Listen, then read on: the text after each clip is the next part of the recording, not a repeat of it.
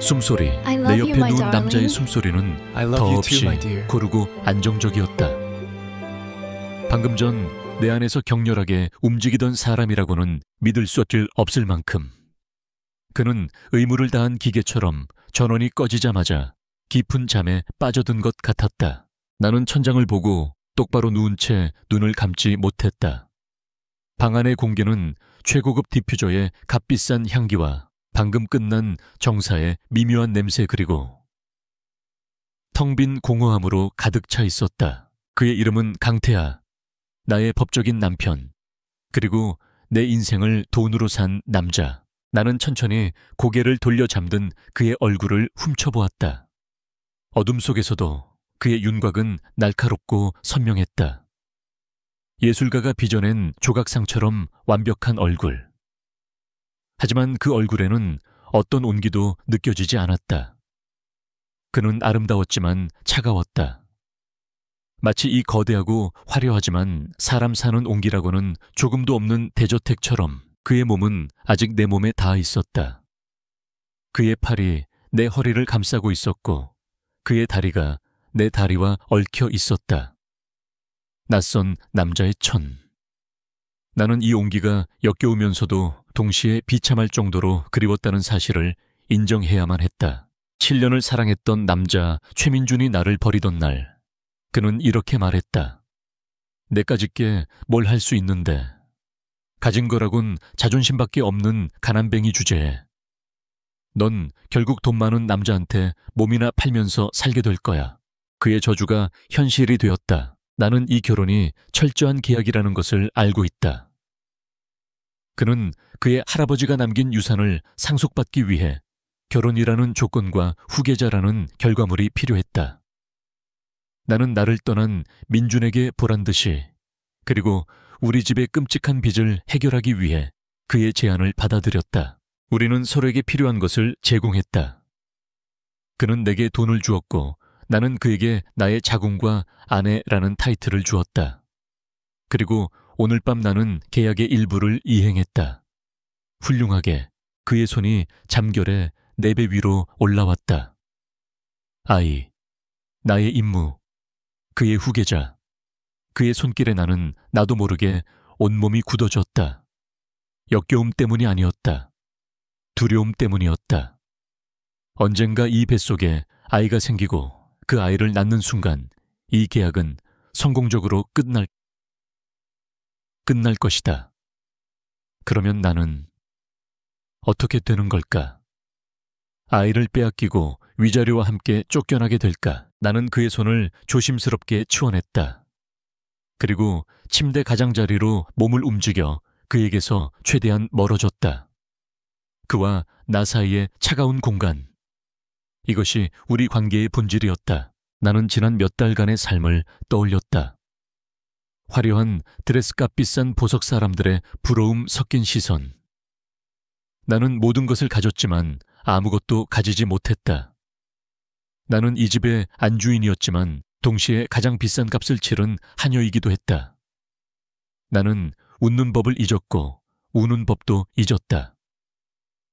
나는 그저 숨쉬는 인형이 되어가고 있었다. 강태하. 그는 내게 무엇을 원하는 걸까? 정말로 아이만 바라는 걸까? 그는 단 한 번도 내게 개인적인 질문을 한 적이 없다. 내가 무엇을 좋아하고 무엇을 슬퍼하는지 그는 내 과거에 대해 전혀 궁금해하지 않았다. 마치 내가 어제 막 공장에서 출고된 새 상품이라도 되는 것처럼 어쩌면 그 편이 더 나을지도 모른다. 감정이 섞이는 순간 모든 것은 더 복잡해지고 더 고통스러워질 뿐이다. 나는 이미 사랑 때문에 모든 것을 잃어봤다. 2번 다시 같은 실수를 반복하고 싶지 않았다. 창밖이 아주 희미하게 밝아오기 시작했다. 또 다른 하루가 이 차가운 낙원에서 시작되려 하고 있었다. 나는 눈을 감았다. 차라리 이 밤이 영원히 끝나지 않았으면 좋겠다고 생각했다. 이 남자의 품속은 아니더라도 이 낯선 온기 속에서 아주 잠시라도 현실을 잊고 싶었다. 하지만 아침은 언제나 그랬듯 무자비하게 찾아올 것이다. 아침은 어김없이 나를 죄인처럼 심판했다. 시녀들은 나를 완벽한 인형으로 만들었고 나는 거대한 식탁에서 말없이 음식을 입으로 가져갔다. 내 맞은편에 앉은 강태하는 어젯밤 나와 한 침대에 누웠던 남자라고는 믿을 수 없을 만큼 멀게 느껴졌다. 그는 신문을 읽고 있었고 그의 시선은 단 한 번도 내게 머물지 않았다. 이 집에서 나는 값비싼 가구와 같은 존재였다. 아름답지만 영혼 없는, 포크와 접시가 부딪히는 소리가 나의 텅 빈 머릿속을 울렸다. 그리고 그 소음 속에서 나는 모든 것이 무너져 내렸던 그날의 기억을 떠올리고 있었다. 불과 몇 달 전의 일이었다. 그날은 7년을 만난 나의 연인 최민준의 승진 축하 파티가 있던 날이었다. 나는 그를 위해 몇 달간 아르바이트를 해서 번 돈으로 비싼 넥타이를 샀다. 하지만 그가 나를 데려간 곳은 그의 동료들이 있는 화려한 레스토랑이 아니었다. 우리가 처음 만났던 허름한 포장마차였다. 서연아, 그는 소주잔을 비우더니 아주 차가운 눈으로 나를 보며 말했다. 우리 헤어지자. 나는 내 귀를 의심했다. 뭐라고 오빠 농담이지. 아니, 그는 단호했다. 나 결혼해. 다음 달에. 세상이 무너져 내리는 것 같았다. 그의 손가락에는 내가 처음 보는 반지가 끼워져 있었다. 누구랑? 내가 모르는 사람이었어. 유림그룹 딸이야. 그는 아무렇지 않게 말했다. 네가 아는 그런 세상 사람이 아니야. 7년이었어, 오빠. 우리의 7년은 당신한테 아무것도 아니었어. 나는 울면서 매달렸다. 그때 그의 얼굴에서 내가 사랑했던 모든 다정함이 사라졌다. 그 자리에는 내가 한 번도 본 적 없는 잔인한 경멸만이 남아있었다. 7년 그래. 7년 동안 밑 빠진 독에 물 붓는 기분이었어. 오서연. 그는 비웃었다. 내 빚쟁이 아빠, 내 병든 엄마. 내가 왜 그 짐을 평생 짊어지고 살아야 하지? 여자의 가치는 어떤 남자를 만나느냐에 따라 결정되는 거야. 그리고 미안하지만 넌 아무 가치가 없어. 그는 내가 선물한 넥타이 상자를 테이블 위에 돌려놓았다. 이런 싸구려 말고 진짜를 선물할 수 있는 여자를 만날 거야. 그러니 너도 네 주제에 맞는 남자를 찾아봐. 아니, 찾을 수나 있으려나. 그는 그렇게 우리의 7년을 나의 모든 것을 쓰레기처럼 버리고 떠났다. 나는 그 포장마차에 홀로 남아 밤새도록 술을 마셨다. 하지만 취하지도 않았다. 그의 마지막 말이 내 영혼에 새겨진 낙인처럼 너무나 아프고 선명해서 그의 저주는 현실이 되었다. 아버지가 남긴 사채빚은 눈덩이처럼 불어났고 깡패들은 매일같이 우리 집을 찾아와 행패를 부렸다. 엄마는 그 충격으로 쓰러지셨다. 나는 학교를 휴학하고 하루에 3개씩 아르바이트를 했지만 상황은 나아지지 않았다. 나는 지옥의 한가운데에 서 있었다. 바로 그때 구원자인 척하는 악마가 나를 찾아왔다. 강태하의 비서라는 남자는 내 모든 것을 알고 있었다. 그는 내게 거부할 수 없는 제안을 했다. 강태하 회장님의 아내가 되어 주십시오. 그는 감정 없는 목소리로 말했다. 계약 기간은 후계자를 낳을 때까지입니다. 계약이 이행되면 오서연 씨 가족의 모든 빚을 청산해드리고 추가로 위자료 100억 원을 지급하겠습니다. 나는 웃음이 나왔다. 헛웃음이었다. 최민주는 나에게 가치가 없다고 했다. 그런데 이 남자는 나의 가치를 100억 원과 우리 가족의 목숨으로 매기고 있었다. 세상은 이토록 잔인하고 아이러니했다. 나는 강태하를 만났다. 그는 사진보다 훨씬 더 잘생겼고 훨씬 더 차가웠다. 그는 나를 마치 물건을 감정하듯 쳐다보았다. 한 가지만 묻지. 그가 말했다. 사랑 같은 거 믿나? 나는 그를 똑바로 쳐다보며 대답했다. 아니요, 저는 돈을 믿습니다. 내 대답에 그의 입가에 처음으로 희미한 미소가 스쳐 지나갔다. 만족의 미소였다. 좋아, 거래하기 편한 상대군. 나는 계약서에 사인했다. 계약서에는 부부로서의 의무를 성실히 이행해야 한다는 조항이 아주 작고 선명한 글씨로 적혀 있었다. 그 순간 꿈을 꾸던 디자이너 오서연은 죽었다. 그리고 내 몸과 내 자궁을 파는 상품 오서연이 태어났다. 최민준, 네가 이겼어. 나는 결국 돈에 나를 팔았으니까. 하지만 동시에 내가 이긴 거야. 너는 고작 유림그룹 사위지만 나는 대한민국 최고 재벌의 아내가 되었으니까. 나는 이 지독한 복수심과 자기 혐오 속에서 기꺼이 악마의 손을 잡았다. 다 먹었으면 일어서지. 강태하의 차가운 목소리가 나를 과거의 기억에서 끌어냈다. 나는 말없이 일어나 그를 따라 식당을 나섰다. 나의 계약은 이제 막 시작되었을 뿐이었다. 강태하의 성은 아름다운 감옥이었다. 결혼 후 나는 서울의 스카이라인이 한눈에 내려다 보이는 산중턱에 거대한 저택으로 옮겨졌다. 저택은 미술관처럼 꾸며져 있었다. 복도에는 유명 화가들의 그림이 걸려 있었고 정원은 사계절 내내 완벽하게 관리되었다. 모든 것이 비현실적으로 아름다웠지만 그곳에는 사람 사는 냄새가 나지 않았다. 나의 삶은 규칙적인 스케줄에 따라 움직였다. 아침 8시 기상, 9시 강태하와 함께하는 침묵의 아침 식사. 오전에는 교양과 예절 교육. 오후에는 자유시간이지만 나는 그 시간을 어떻게 보내야 할지 몰라 대부분 거대한 서재에서 시간을 죽였다. 그리고 저녁에는 다시 그와 함께하는 저녁 식사. 밤에는 각자의 방으로. 이따금씩 그가 의무를 이행하기 위해 내 방문을 열 때를 제외하고는 나는 이 집의 안주인이었지만 나의 권한은 아무것도 없었다. 집안의 모든 일은 고용인들이 완벽하게 처리했다. 그들은 나를 사모님이라고 불렀지만 그들의 눈에는 나를 향한 존경이 없었다.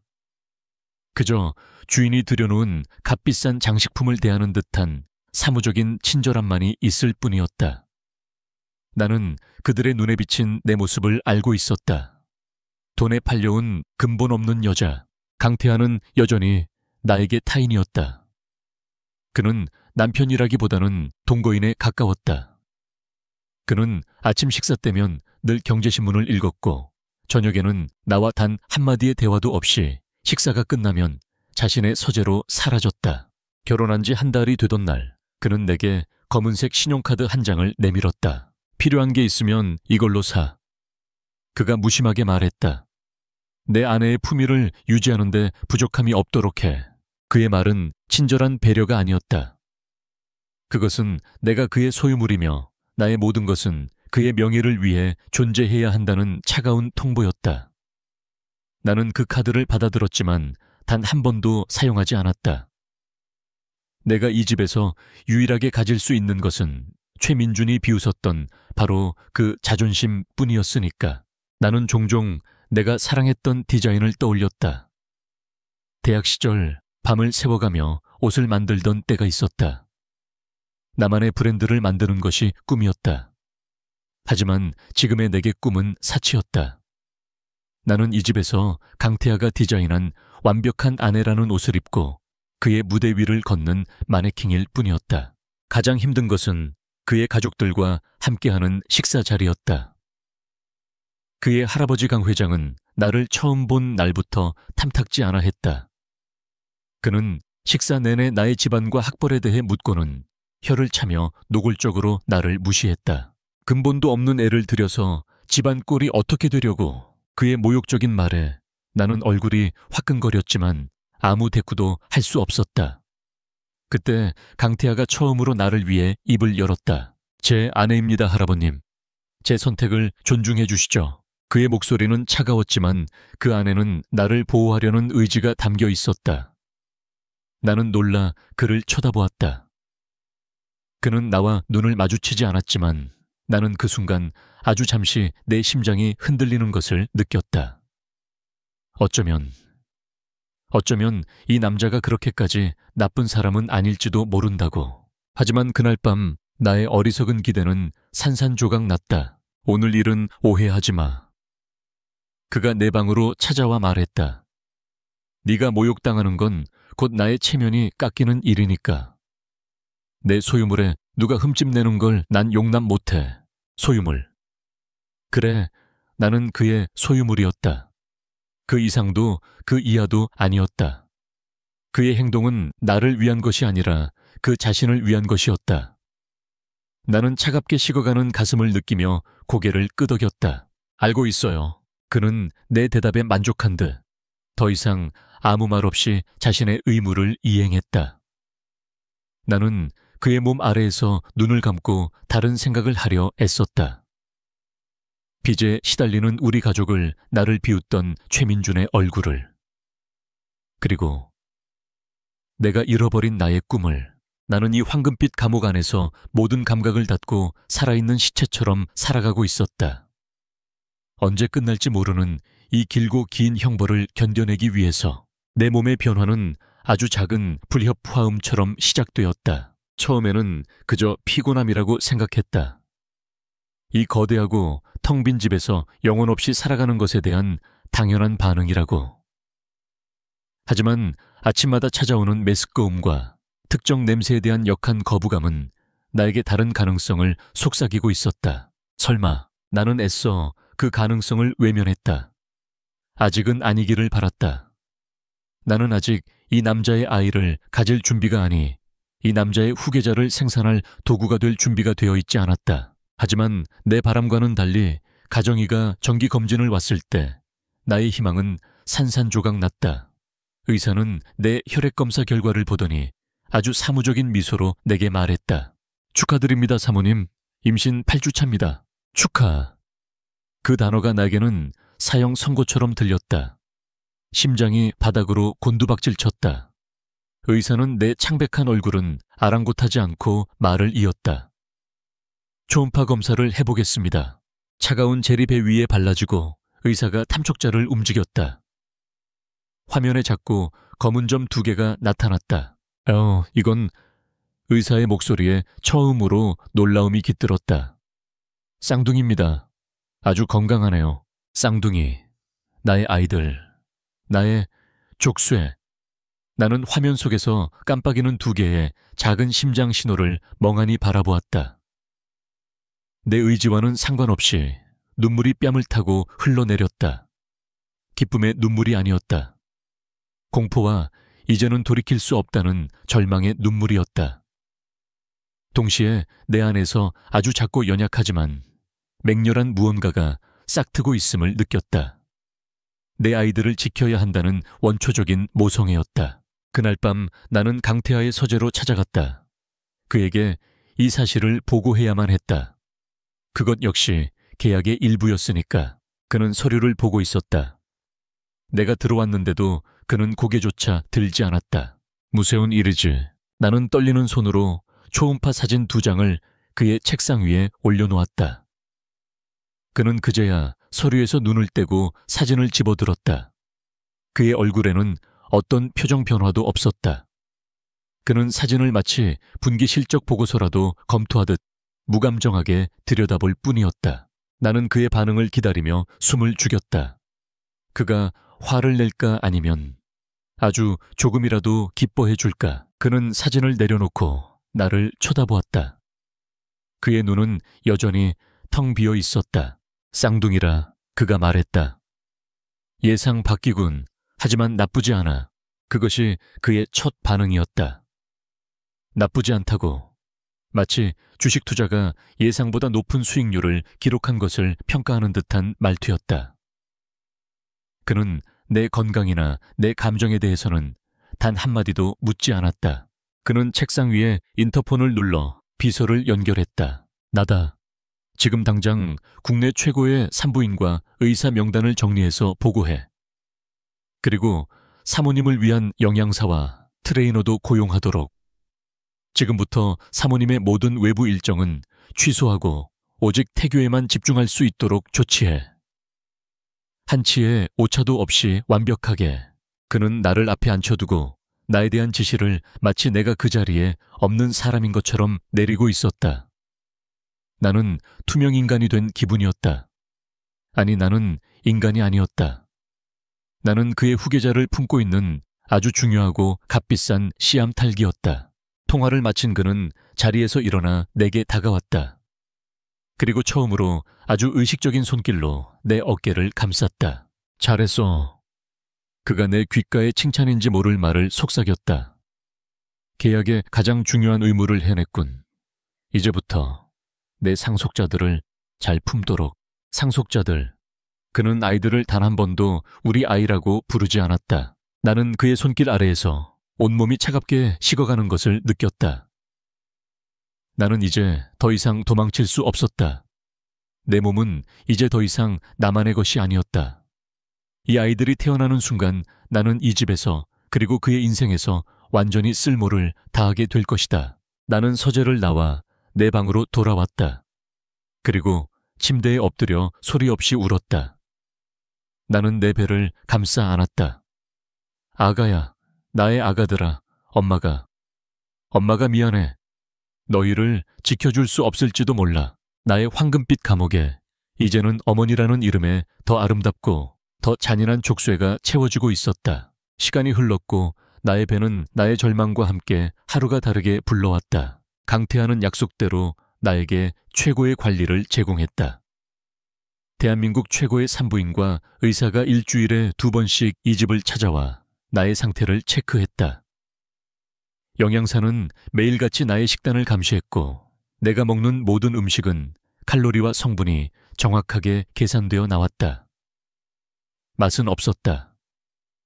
그것은 음식이 아니라 상속자들을 위한 고급 사료에 가까웠다. 그의 관심은 오직 내 뱃속에 있는 2 생명에게만 향해 있었다.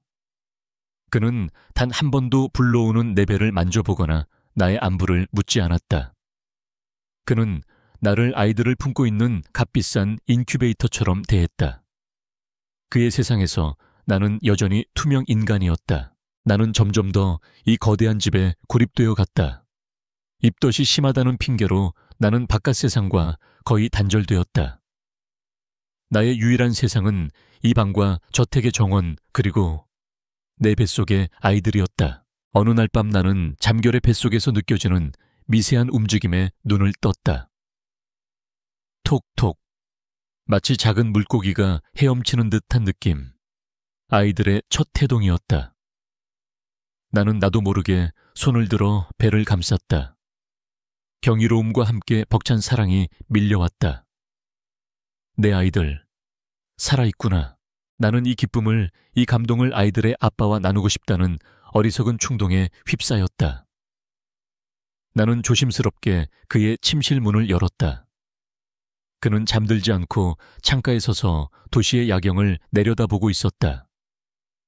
그의 등은 세상의 모든 짐을 짊어진 것처럼 외로워 보였다. 저기... 그가 돌아보았다.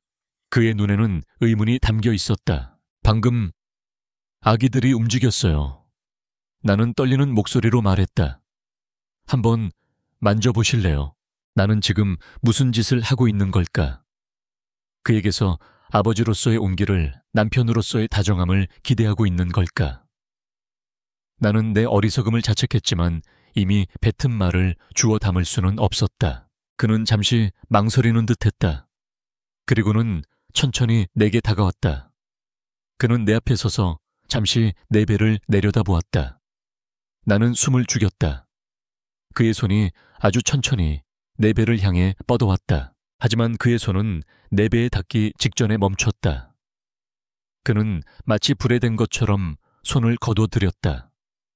그의 얼굴에는 내가 읽을 수 없는 복잡한 감정이 스쳐 지나갔다.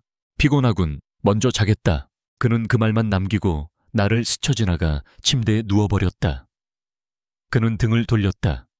우리 사이에 그 어떤 말로도 설명할 수 없는 차갑고 투명한 벽이 다시 한번 세워졌다. 나는 그 자리에 서서 눈물이 나오려는 것을 필사적으로 참았다.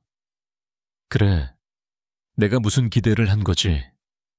그는 감정을 믿지 않는 남자다. 이 아이들은 그에게 사랑의 결실이 아니라 계약의 결과물일 뿐이다. 그날 이후 내 마음속에서는 두려움이 걷잡을 수 없이 자라나기 시작했다. 아이들을 향한 사랑이 커질수록 아이들을 잃을지도 모른다는 공포 역시 커져갔다. 이 아이들이 태어나는 순간 나의 역할은 끝난다. 끝난다. 그는 틀림없이 아이들을 내게서 빼앗아갈 것이다. 법적으로도 나는 그의 상대가 되지 못했다. 나는 도망쳐야만 한다. 그 생각은 작은 씨앗처럼 내 마음에 심겨 밤마다 악몽처럼 나를 괴롭혔다. 아이들을 데리고 아무도 우리를 찾을 수 없는 곳으로. 하지만 어떻게 이 집은 거대한 감옥이었고 나는 날개 꺾인 새였다. 나는 그에게 마지막으로 단 한 번만 더 확인해보기로 결심했다. 그의 진심을. 어느 저녁 식사 시간 나는 용기를 내어 그에게 물었다. 아이들이 태어나면 저는 어떻게 되는 거죠? 그는 나이프질을 멈추고 고개를 들어 나를 보았다. 그의 눈은 귀찮은 질문을 하는 부하 직원을 보는 듯 차갑고 건조했다. 계약서에 명시된 대로 그가 말했다. 당신 몫의 위자료를 받고 조용히 사라지면 된다. 아이들은 강씨 가문의 사람들이 알아서 잘 키울 테니 걱정할 필요 없어. 그의 말은 사형 집행인의 선고와도 같았다. 그는 단 1초의 망설임도 없이 내게서 아이들을 빼앗겠다고 말하고 있었다. 나는 더 이상 아무것도 먹을 수 없었다.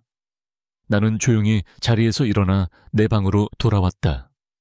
그리고 그날 밤 나는 나의 탈출 계획을 아주 구체적으로 세우기 시작했다. 그의 눈을 피해 아주 조금씩 현금을 모았다. 시녀들 몰래 낡고 평범한 옷가지들을 숨겨두었다. 그리고 밤마다 인터넷으로 대한민국에서 가장 외진 곳의 지도를 찾아보았다. 내 뱃속의 아이들은 나에게 살아갈 이유를 주었고 동시에 내 목숨을 건 도박을 해야만 하는 이유가 되었다. 이 보이지 않는 벽을 나는 내 아이들을 위해 반드시 부수고 나가야만 했다. 나의 비밀스러운 탈출 계획은 나의 의지와는 상관없이 외부의 충격에 의해 잠시 중단되었다. 강태하는 창립 기념 자선 파티에 내가 반드시 참석해야 한다고 통보했다. 회장님의 아내로서 공식 석상에 처음으로 모습을 드러내는 자리였다. 임신으로 배가 불러오면서 언론의 관심은 최고조에 달해 있었다. 나는 가고 싶지 않았지만 이건 역시 계약의 일부였다. 나는 7개월의 무거운 몸을 이끌고 세상에서 가장 화려한 가면 무도회에 참석해야만 했다. 파티장은 6년 전 내가 서빙을 하던 호텔의 연회장보다 몇 배는 더 화려했다. 사람들은 내게 다가와 내 배를 보며 축하의 말을 건넸다. 그들의 미소 뒤에 숨겨진 나의 과거에 대한 비웃음과 호기심을 나는 느낄 수 있었다. 나는 강태하의 팔짱을 낀 채 완벽한 미소를 지으며 로봇처럼 고개를 끄덕였다. 그때였다. 내 심장을 먹게 만든 그 얼굴. 최민준. 그는 그의 아내가 된 유림그룹의 딸과 함께 저편에서 와인잔을 들고 있었다. 그는 나를 발견하고 아주 희미하게 조롱이 담긴 미소를 지어 보였다. 악몽이 현실이 되어 내 앞에 나타난 것이다. 나는 나도 모르게 강태하의 팔을 꽉 잡았다. 그는 내 긴장을 느꼈는지 나를 돌아보았다. 왜 그래? 아니에요. 그냥 좀 어지러워서요. 나는 그와 눈을 마주치고 싶지 않았다. 이 남자에게 나의 가장 치욕스러운 과거를 들키고 싶지 않았다. 잠시 후 강태하가 중요한 손님과 이야기를 나누기 위해 잠시 자리를 비웠다. 그는 내게 여기서 기다려 라고 말했다. 내가 혼자가 되는 순간 최민준이 유령처럼 내게 다가왔다. 오랜만이네 오서연.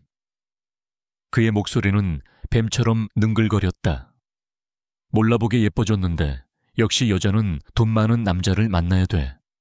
안 그래? 나는 그를 무시하고 돌아서려 했다. 하지만 그가 내 앞을 가로막았다. 어디가 7년이나 만난 사이에 인사 정도는 해야지. 그의 시선이 내 배로 향했다.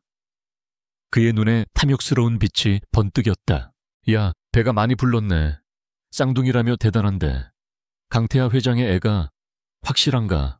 그의 말에 온몸의 피가 차갑게 식었다. 무세운 소리를 하는 거예요. 글쎄. 그가 내 셔츠에 묻어있던 와인 자국을 가리켰다.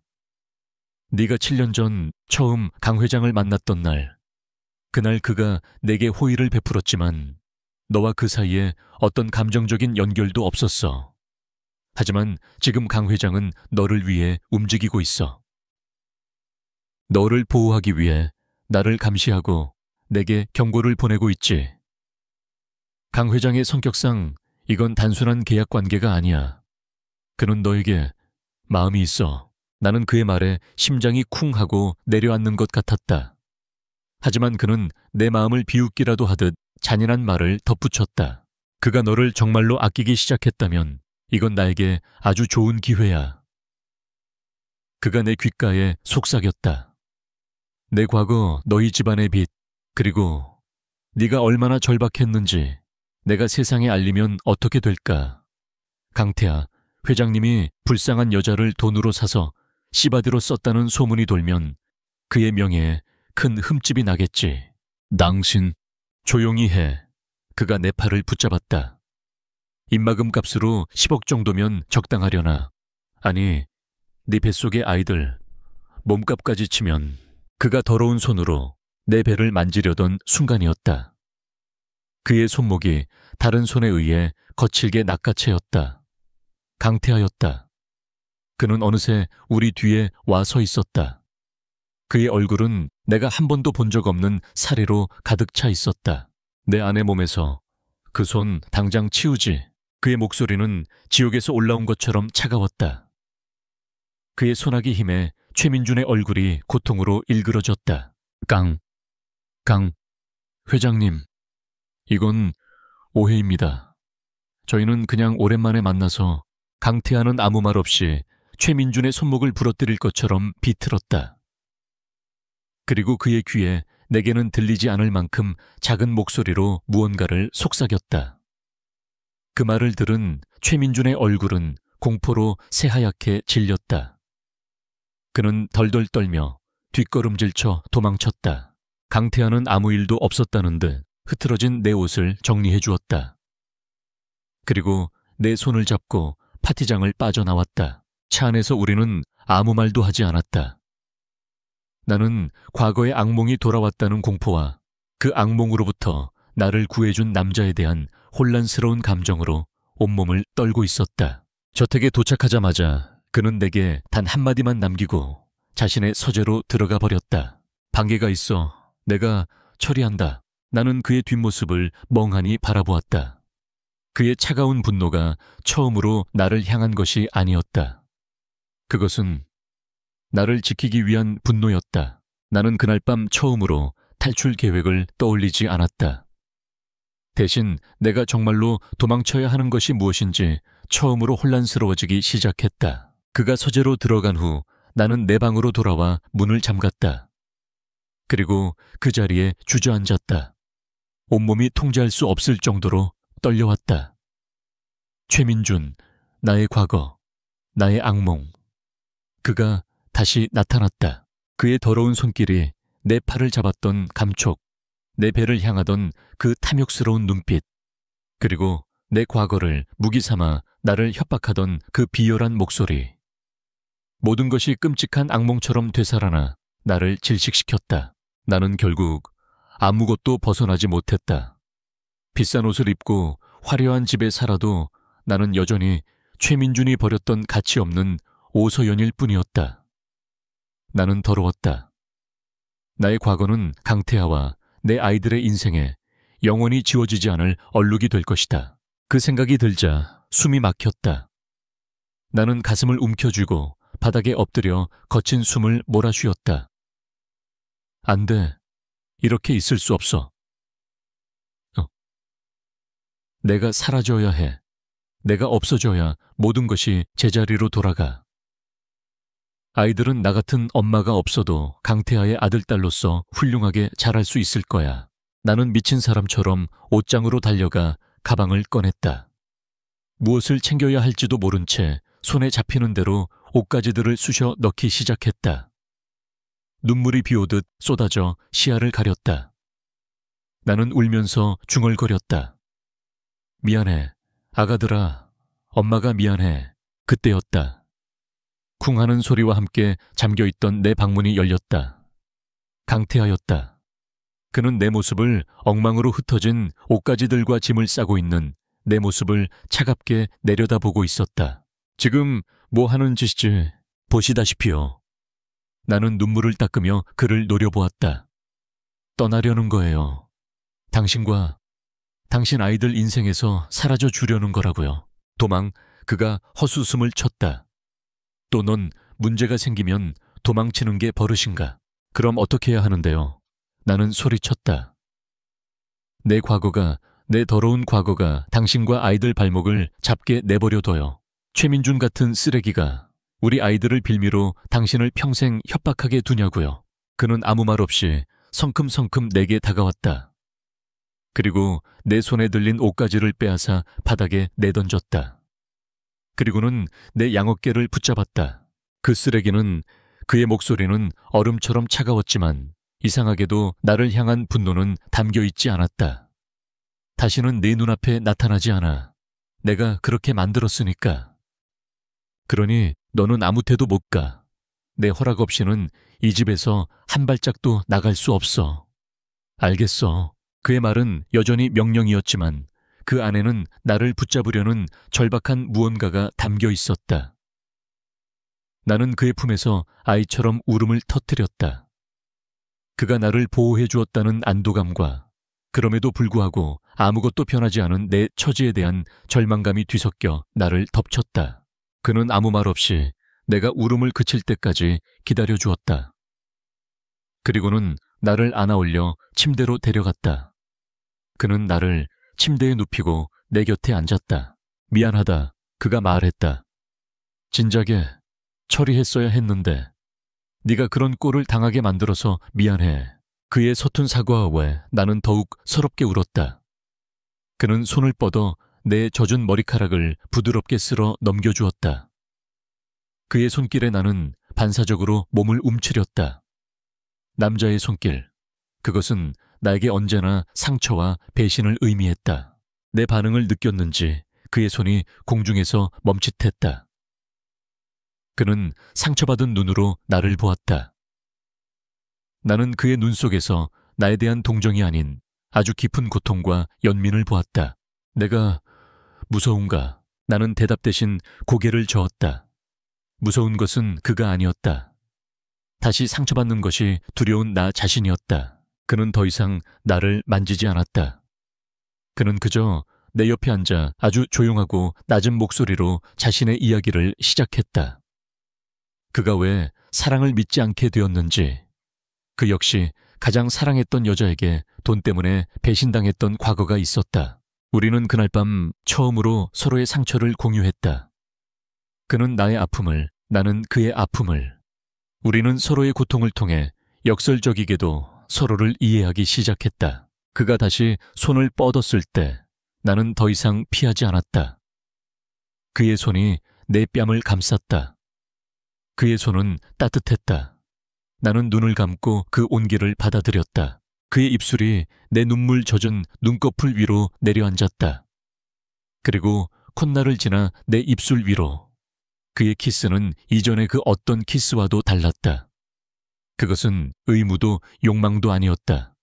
그것은 위로였다. 그날 밤 우리는 서로의 몸이 아닌 마음을 탐했다. 그의 모든 손길은 나의 공포를 존중해 주었다. 그는 서두르지 않았고 강요하지 않았다. 그는 내가 모든 것을 받아들일 준비가 될 때까지 묵묵히 기다려 주었다. 그의 인내심 속에서 나는 꽁꽁 얼어붙었던 내 마음의 빗장을 아주 조금씩 열기 시작했다. 우리가 하나가 되었을 때 나는 쾌감 대신 깊은 평온함을 느꼈다. 그의 품속은 폭풍우가 몰아치는 세상 속 나의 유일한 피난처 같았다. 나는 그의 심장 소리를 들으며 아주 오랫동안 잊고 지냈던 안전함이라는 감각을 되찾고 있었다. 이것이 사랑일까? 나는 아직 알 수 없었다. 하지만 한 가지는 확실했다. 이 남자의 곁이라면 나는 더 이상 도망치지 않아도 될 것 같았다. 그날 밤 이후 강태하는 변했다. 아니, 어쩌면 그는 변한 것이 아니라 아주 오랫동안 닫아두었던 자신의 진짜 모습을 내게 조금씩 보여주기 시작한 것일지도 모른다. 그는 더 이상 아침 식탁에서 신문을 읽지 않았다. 대신 그는 나의 얼굴을 보며 밤새 잘 잤는지를 물었다. 그는 더 이상 내게 자신의 소유물이라는 말을 하지 않았다. 그는 서툰 솜씨로 내가 좋아하는 음식이 무엇인지, 내가 보고 싶은 영화가 무엇인지를 물었다. 그의 모든 변화는 어색하고 서툴렀지만 나는 그 안에 담긴 진심을 느낄 수 있었다. 우리 사이에 보이지 않는 벽은 허물어졌지만 나는 여전히 불안했다. 우리의 시작은 사랑이 아닌 계약이었다. 그가 내게 보여주는 이 다정함이 언제까지 계속될 수 있을까? 내 뱃속에 아이들이 태어나고 나면 이 모든 것이 신기루처럼 사라져버리는 것은 아닐까? 나의 불안을 그는 귀신같이 알아챘다. 어느 주말 오후 우리는 소파에 나란히 앉아 아무 말 없이 창밖을 보고 있었다. 그때 그가 먼저 입을 열었다. 내가 왜 사랑을 믿지 않는지, 왜 모든 관계를 거래라고 생각하게 됐는지 궁금하지 않아. 나는 놀라 그를 쳐다보았다. 그는 창밖을 본 채 아주 먼 과거의 이야기를 꺼내고 있었다. 나에게도 모든 것을 걸고 사랑했던 여자가 있었어. 그의 목소리는 7년 전 나를 버렸던 최민준의 목소리와는 달랐다. 그의 목소리에는 증오나 경멸이 아닌 아주 깊고 오래된 슬픔이 담겨 있었다. 그녀의 이름은 윤혜인이었어. 대학 시절에 만났지. 그녀는 내가 아는 세상과는 전혀 다른 따뜻하고 순수한 사람이었어. 나는 그녀를 위해서라면 뭐든지 할 수 있다고 생각했지. 아버지의 반대를 무릅쓰고 그녀와 약혼까지 했어. 그는 잠시 말을 멈추고 씁쓸하게 웃었다. 나는 회사를 막 물려받아 정신없을 때였어.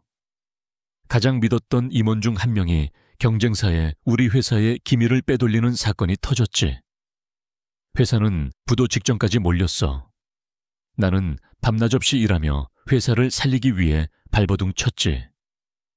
그때 혜인이가 내 곁에서 큰 힘이 되어주었어. 나는 그녀가 나의 유일한 안식처라고 믿었지. 하지만 모든 것은 그녀의 연극이었어. 그의 목소리가 아주 미세하게 떨렸다. 회사의 기밀을 빼돌린 주범은 내가 믿었던 그 임원이 아니라 바로 그녀였어. 경쟁사의 사장이 그녀에게 돈과 성공을 약속하며 접근했던 거야. 그녀는 처음부터 나를 사랑한 게 아니었어. 그녀가 사랑했던 건 내 배경과 내 돈이었을 뿐이지. 나는 숨을 죽였다. 그의 이야기는 너무나도 나의 이야기와 닮아 있었다. 사랑했던 사람에게 돈 때문에 버림받은 내가 모든 사실을 알게 되었을 때 그녀는 나에게 이렇게 말했어. 미안하게 됐네. 하지만 어쩌겠어, 태아 씨, 당신도 알잖아. 이 세상에서 사랑 같은 감정보다 더 중요한 건 돈과 현실이라는 걸. 그녀는 그렇게 단 한치의 미안함도 없이 나를 떠났지. 그는 고개를 돌려 나를 바라보았다. 그의 눈에는 내가 처음 보는 아주 깊은 상처와 연약함이 담겨 있었다. 그날 이후로 나는 아무도 믿지 않았어. 모든 호의에는 대가가 있고 모든 관계의 끝에는 배신이 있다고 믿었지. 그래서 너를 처음 만났을 때도 나는 너를 믿지 못했어. 너 역시 돈 때문에 나를 이용하려는 수많은 여자들 중 한 명일 거라고 생각했지. 그래서 너에게 상처를 줬고 너를 외롭게 만들었어. 이제야 모든 것이 이해가 되었다. 그의 냉정함, 그의 거리감, 그리고 우리의 관계를 거래라고 규정했던 이유까지도. 그것은 나를 향한 공격이 아니었다. 다시는 상처받고 싶지 않은 그 자신의 연약한 마음을 지키기 위한 필사적인 방어기제였던 것이다. 그는 나처럼 사랑에 의해 부서져 본 남자였다. 나는 손을 뻗어 그의 손을 잡았다. 그는 놀란 듯했지만 내 손을 뿌리치지 않았다. 이제 알겠어요. 내가 속삭였다. 당신이 왜 그렇게 높은 벽을 쌓아 올렸는지, 얼마나 아프고 외로웠을지. 나는 더 이상 그의 동정을 받는 존재가 아니었다. 나는 그의 상처를 이해하고 그의 아픔에 공감할 수 있는 유일한 사람이었다. 나는 그의 손을 끌어당겨 내 볼에 가져다 댔다. 나도 부서져 봤어요. 내 말에 그의 눈이 흔들렸다. 우리는 서로의 눈 속에서 같은 종류의 상처를, 같은 종류의 슬픔을 발견했다. 우리는 더 이상 채권자와 채무자가 아니었다. 우리는 서로의 상처를 알아본 두 명의 동반자였다. 그는 반대편 손으로 내 뺨을 부드럽게 감쌌다. 미안하다, 서연아. 정말 미안해. 그가 처음으로 내 이름을 불렀다. 나는 대답 대신 고개를 저으며 그의 품에 기댔다. 그의 심장 소리가 들려왔다. 여전히 아프게 뛰고 있었지만 더 이상 혼자서 울고 있지는 않았다. 우리의 계약은 아직 끝나지 않았다. 하지만 우리 사이의 진짜 관계는 서로의 흉터를 확인한 바로 이 순간 새롭게 시작되고 있었다. 나의 상처와 그의 상처가 서로를 알아본 후 우리 사이에는 아주 조심스러운, 그러나 따뜻한 변화의 바람이 불기 시작했다. 우리는 더 이상 밤에만 서로를 찾는 외로운 두 영혼이 아니었다. 우리는 낮에도 함께 시간을 보냈다. 그는 서재에서 일하는 대신 거실 소파에 앉아 내가 디자인 스케치를 하는 모습을 지켜보았다. 나는 그의 앞에서 5년 만에 처음으로 연필을 잡고 나의 진짜 꿈을 다시 그리기 시작했다. 하지만 우리의 관계가 깊어질수록 나는 더 큰 불안에 휩싸였다. 우리의 발목에는 여전히 계약이라는 보이지 않는 족쇄가 채워져 있었다. 아이들이 태어나면 이 모든 것은 어떻게 될까? 그는 정말로 나를 놓아줄까? 운명의 날은 예정일보다 조금 일찍 폭풍처럼 찾아왔다. 진통은 새벽에 시작되었다. 내가 고통스러운 신음을 내뱉자마자 옆방에서 자고 있던 그가 귀신처럼 알아채고 달려왔다. 그의 얼굴은 내가 한 번도 본 적 없는 순수한 공포로 하얗게 질려 있었다. 그의 냉정함과 계산적인 모습은 온데간데 없었다. 그는 허둥지둥하며 미리 준비해둔 병원 가방을 챙기고 나를 안아 올려 채 태웠다. 병원으로 가는 내내 그는 내 손을 꽉 잡고 괜찮다고 내가 옆에 있다고 수십 번이고 되뇌었다. 그의 손은 나만큼이나 땀으로 축축하게 젖어 있었다. 출산은 길고 힘겨운 사투였다. 나는 고통 속에서 몇 번이고 정신을 잃을 뻔했다. 그때마다 나를 붙잡아 준 것은 그의 목소리였다. 서연아, 정신 차려. 나 여기 있어. 제발 포기하지 마. 마침내 아침 해가 뜰 무렵 세상의 모든 고통이 끝나는 순간과 함께 우렁찬 아기 울음소리가 분만실을 가득 채웠다. 하나, 그리고 또 하나. 나의 아들, 그리고 나의 딸. 나의 아이들이 세상에 태어난 것이다.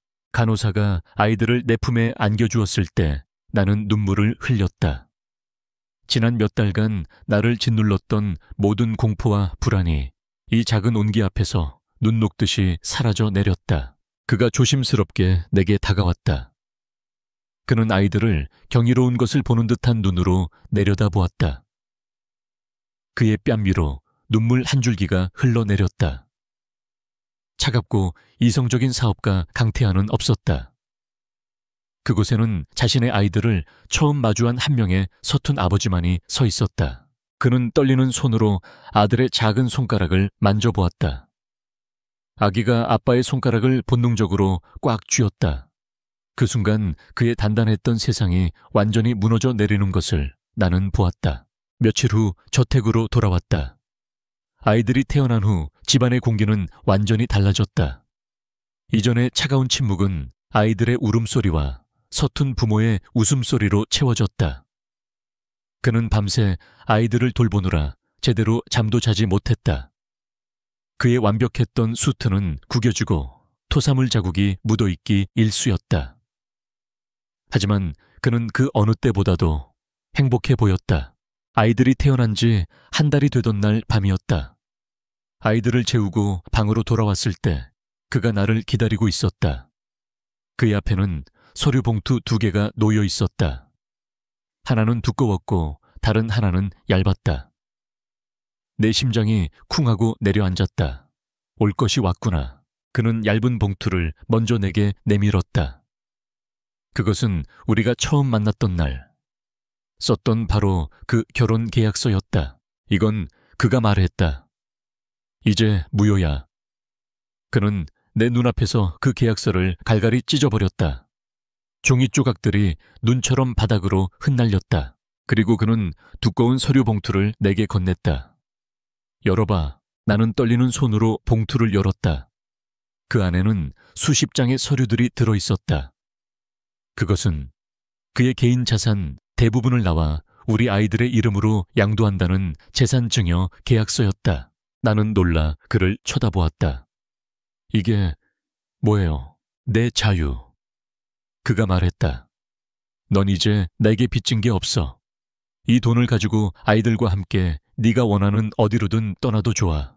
나는 평생 너희 세 사람이 부족함 없이 살 수 있도록 뒤에서 지원할게.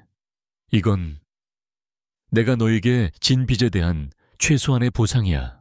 그는 내게 선택권을 주고 있었다. 내가 그토록 원했던 진짜 자유. 하지만 이상하게도 기쁘지 않았다.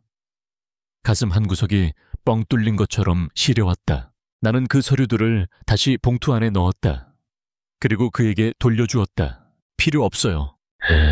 내가 원하는 건 돈이 아니에요.